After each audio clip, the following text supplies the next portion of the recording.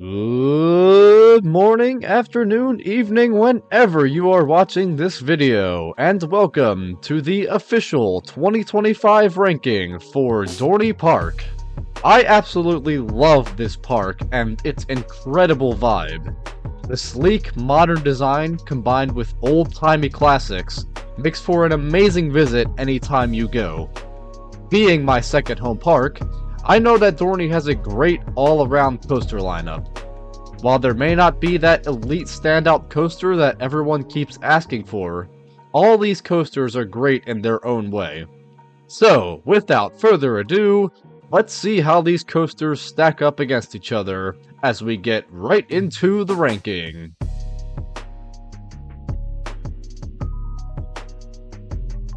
Kicking off our list at number 8 is going to be Woodstock Express, a Zamperla family coaster. Yep, it's a kiddie coaster. Fun fact, this was actually my first ever coaster. Despite how special this is to me, first coaster for many people is usually one of these Zamperla family coasters. Don't get me wrong, they do a good job at serving as a first coaster for younger riders, which is why we see so many of these at a lot of theme parks around the world. But obviously, this does not compare to the other coasters in the park.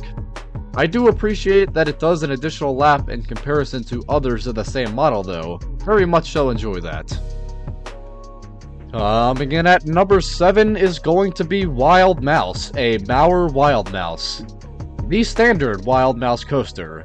Unlike Dark Knight though, this one is out in the open with exactly no theming at all. Of course, there is nothing that special about these Wild Mouse models other than the fairly strong laterals. And even then, those lateral moments are way too repetitive in my opinion, seeing as there are about 5 to 6 hairpin turns in the first half. If there's going to be repetition on a coaster, that element should be amazing, like a simple ejector hill or inversions. But again, Wild Mouse's repetitive element is not that great, making for a fairly boring ride if you're riding this by yourself. I also have to mention the harsh braking on this ride.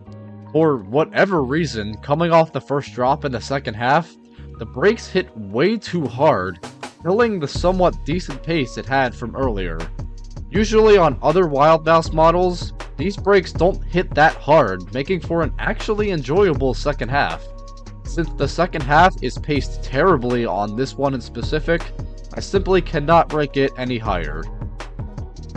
At number 6 is going to be Thunderhawk, a PTC wooden coaster. All reliable and standing as one of the oldest coasters in the country. While Thunderhawk has gone through a few changes over the years, some being more drastic than others, it has still retained its core identity. This is a genuinely fun coaster with some surprising moments of airtime. Some of the hills on Thunderhawk appear to be just transition elements to the next element, but most of them give out a solid amount of airtime. As an example, the pop-up into the turnaround looks just like a simple hill, but is probably the best airtime moment of the ride. Unfortunately, this is a wooden coaster, so it does suffer a bit from old age roughness, which does take away from the ride a bit. There is also a killer trim brake on the airtime finale that removes any airtime you would get from those hills without it. Not a perfect ride in any regards, but still a very fun one nonetheless. At number 5 is going to be Possessed, an Intamin Impulse. Sometimes simplicity does pay off. Possessed is such a rush despite its incredibly short layout with its intense launches. That initial launch out of the station always gets my heart pumping with adrenaline, which rivals the hydraulic launches in intensity. The Twisted Spike gives some amazing whip, especially because of the fact the train is facing straight up. We cannot forget about the positive G-forces on each of the pullouts. The one on the Twisted Spike is decent and feels somewhat normal, but the backwards pullout into the vertical spike, especially in the back row, is a beast on its own. Those are some of the better moments of positive G-forces on a coaster and are unlike anything else. I really do wish they would bring back the holding brake though. That was such a unique element and gave a twist to an otherwise bland vertical spike. Overall, its short ride time and layout does hinder it a bit, but this is still a solid coaster. At number 4 is going to be Hydra, a B&M floorless. If you search up weird coaster in any coaster dictionary, Hydra would most definitely be the first one to come up. From its odd start with a very unique JoJo roll, which is one of 2 in the entire world, to its wonky profiling, there are plenty of weird aspects of this solid floorless coaster. It is fairly short in height, but it uses the hill it sits on to its advantage by having a taller drop than the lift hill. Hydra is also one of the only B&M floorless coasters to not feature a vertical loop, whereas most of the 7 inversions are roll-focused. Although a bit short in ride time, this coaster does not waste a lot of time, as most of the elements here are back-to-back. Other than the little bit of dead space in between the quote-unquote Cobra roll and the corkscrew, there is always something good happening on this ride, whether that be an inversion or an airtime hill, which yes, there is airtime featured here. Simply put, it is impossible to compare this to any other coaster given its weird nature, but very much appreciate what it does. Now we have reached the top 3. And this may surprise a few of you, but my number 3 in the park is Talon, a B&M invert. There are so many great aspects of this ride that I can talk about, however, I only have so much time on this video, so I'll keep it brief. All in all, Talon is one of those well-rounded inverts that takes its elements at a decent pace given their size. This layout is very spread out compared to other inverts though, but that does not take away from it at all, as the flow from one element to another feels natural and nicely spaced out. It won't try to rip your face off with intense moments of whip or positive G-forces, and that is completely fine to me, since an invert does not necessarily have to feature those elements to be good. There are some glimpses of positive Gs in this layout, namely coming out of the helix and after the second drop, which gives it a balanced identity that it has. Now, I've gone this long without talking about the 0G roll, so here you go. 0G. Oh my god, 0G roll! Oh my god, 0G roll! Oh my god, 0G roll! Oh my god, 0G roll! Oh my god, 0G roll! Can you believe it? Don't you just love the 0G roll? Can you tell that I love the 0G roll on this ride? No? Fine, I'll move on. Coming in at number 2 is Iron Menace, a B&M dive coaster.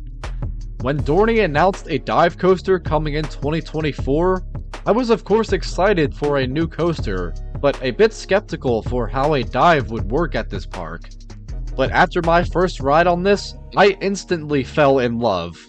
175 rides later, I can confidently say I know the ins and outs of this ride, and have developed an appreciation for it.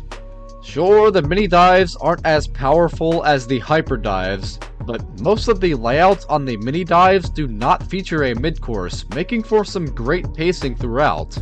That is on full display on Iron Menace. After that amazing 3-second hold at the top of the 95-degree drop, Iron Menace does not hold up and delivers back-to-back elements with no pause from first drop to brake run.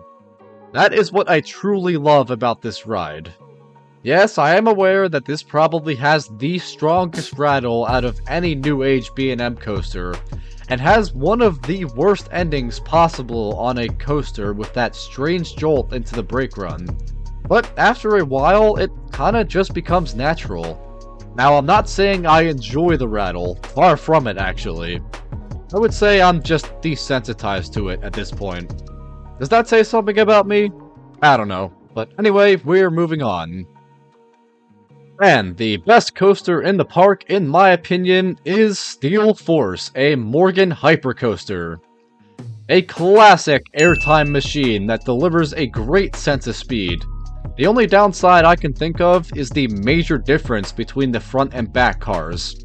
For whatever reason, the front of the train on Steel Force is miles better than in the back, which is strange because usually it's the other way around.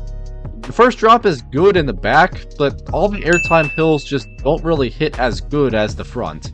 Speaking of airtime, there is plenty of it on this ride. In fact, almost every single element on Steel Force is an airtime hill.